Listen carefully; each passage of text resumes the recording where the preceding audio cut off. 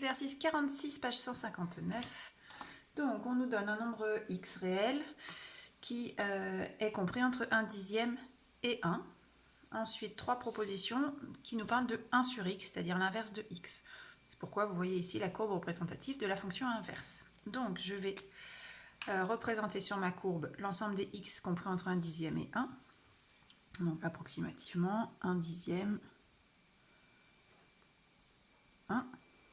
Donc, le x dont on nous parle est dans cet intervalle-là. Donc, il faut qu'on voit si on a un x dans cet intervalle-là, qu'est-ce que l'on peut dire pour 1 sur x, son inverse. Donc,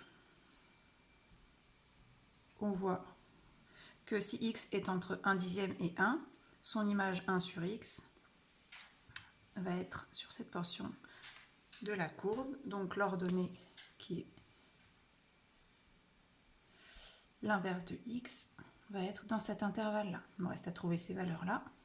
Donc, pour celle-ci, c'est l'inverse de 1, donc 1. Pour celle-ci, c'est l'inverse de 1 dixième, donc 10.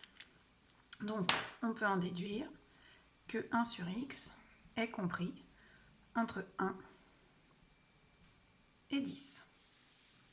Alors, voyons maintenant par rapport aux propositions. Si on a un nombre 1 sur x compris entre 1 et 10, est-ce que 1 sur x est supérieur à 10? On voit bien que c'est non, puisque 1 sur x est inférieur strictement à 10, donc supérieur à 10, ce n'est pas possible.